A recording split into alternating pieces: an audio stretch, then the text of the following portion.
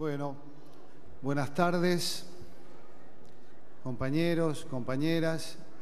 En primer lugar, hacer un pequeño balance de lo que ha sido esta muestra, que concluye con un homenaje a Perón, y creo que esto es un acto de justicia, y que tiene que ver con un diseño que es, en definitiva, diseño de lo que ha sido nuestra historia. Han venido 60.000 compatriotas a visitar esta muestra y muchos más van a seguir viéndola en otros lugares de la Argentina. Hemos conocido fragmentos de la obra, de la vida, de la lucha, del compromiso, del pensamiento de hombres que sentaron las bases precisamente de una Argentina que sigue el día de hoy consolidando su autonomía, su justicia, su independencia. Muchos de esos hombres fueron anteriores en la escena pública a Perón. Por eso es muy coherente, porque cuando nos han preguntado a los que diseñamos esta muestra, ¿por qué están Perón, Evita y Kirchner? Son esas preguntas que tienen una intención. Hemos visto en los últimos días, desde que esta muestra comenzó, cierta sorna, ataque mediático, crítica, donde se supone que nosotros somos los agresivos, los violentos, por sesgar el pensamiento argentino o por andar pateando gorilas. Es curioso el modo en que se construye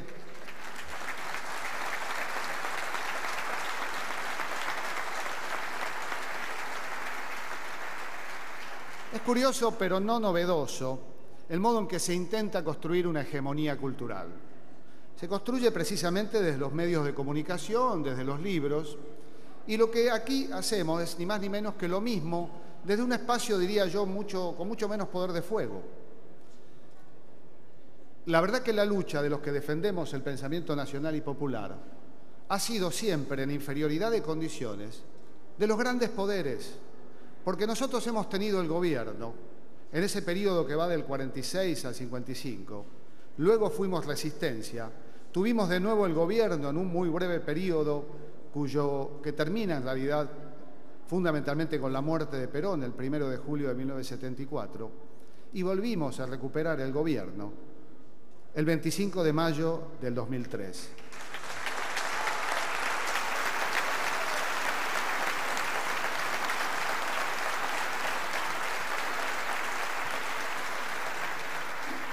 Y es curioso, porque es evidente, porque ya es historia, y es mucho más fácil comprender la política con lo que yo llamo el GPS, que ubica la política de la coyuntura en un proceso más amplio que también es político, que es el de la historia. ¿Qué es la historia sino la historia de la política? Y que es una visión de la historia sino una política de la historia, como decía Jauretche. Ahora fíjense que decimos los años más felices siempre fueron peronistas, pero ¿saben qué? Fueron felices para una mayoría, pero por supuesto que hicieron infelices a algunas minorías que perdieron privilegios, que perdieron poder político, que perdieron poder económico y que intentaron por todos los medios, y lo lograron en 2 oportunidades, destruir el poder popular de aquellos días felices. Días felices que no solo fueron de un pueblo, fueron días felices de los trabajadores y fueron días felices de la patria en su conjunto. Porque la Argentina, hoy, en estos días, ha comprado aviones para su línea de bandera. Cuando en el periodo que va del 46 al 55, la Argentina era el 4º o 5º país del mundo en tener aviones a reacción. El desmantelamiento de la industria y de la estructura industrial argentina con basamento en el Estado a partir del 55 es difícil de revertir aún con la voluntad política que tiene el actual gobierno.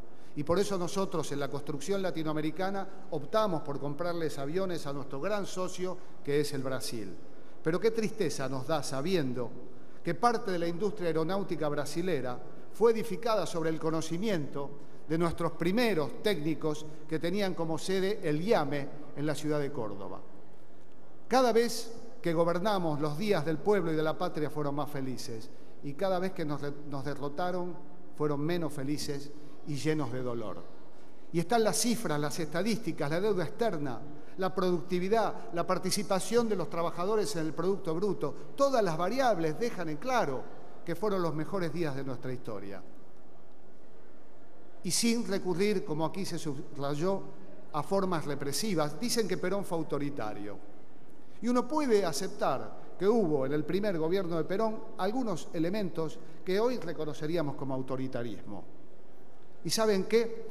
Los hombres son hombres en su circunstancia histórica. Para hablar de Perón hay que comparar a Perón con los hombres y gobernantes de su tiempo. ¿Quiénes eran? Franco en España, casi 1 millón de muertos. Stalin en la Unión Soviética, se habla de 15 millones de muertos. La Francia democrática, que aspiraba a cantar la Marsellesa, reprimía a las colonias de Vietnam y de Argelia. La Unión Soviética, que lo acabo de decir, el Partido Comunista Argentino, que acusaba a Perón de autoritario, avalaba a un genocida como Stalin, con esos millones de muertos. Estados Unidos.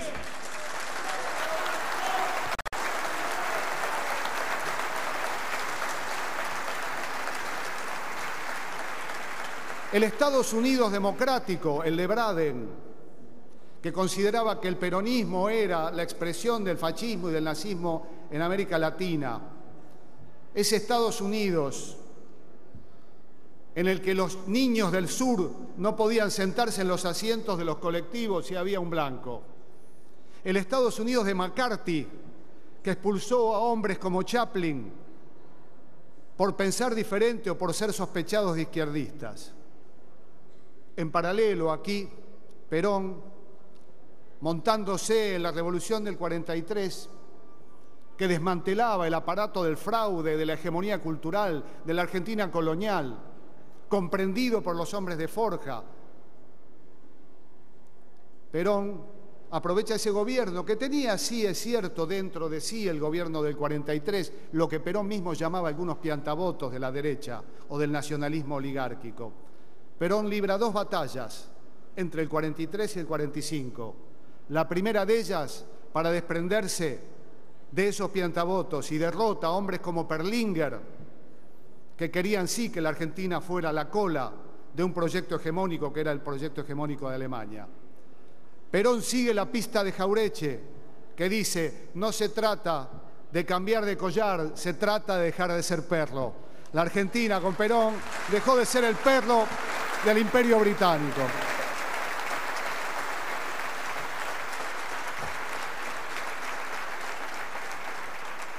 Perón libra luego, entre el 43, 44 y el 45, una batalla todavía mucho más compleja. El país vencedor de la Segunda Guerra Mundial se le viene encima. En el año 43 y 44, el Departamento de Estado tiene planes con hipótesis incluso de bombardear y atacar a la Argentina, utilizando países hermanos como instrumento de dominación. Viejo truco que todavía seguimos viendo. Perón se enfrenta a ese enorme poder vencedor de la Segunda Guerra. Perón no expresa ni la posición de los aliados ni la posición del eje. Perón expresa aquello que hoy sigue vigente, que es una posición alternativa a las posiciones hegemónicas dominantes que transformaron siempre a los pueblos en esclavos de las grandes potencias.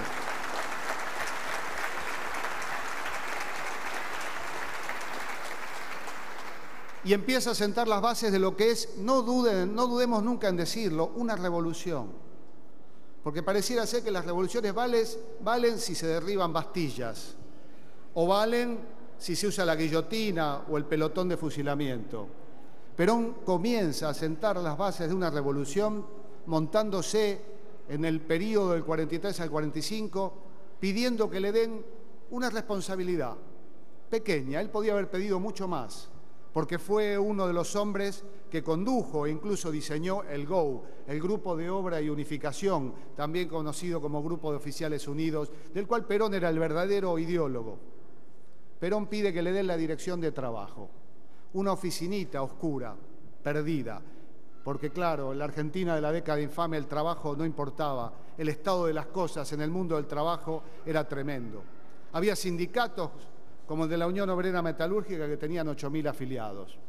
Y Perón pide que le den la dirección de trabajo.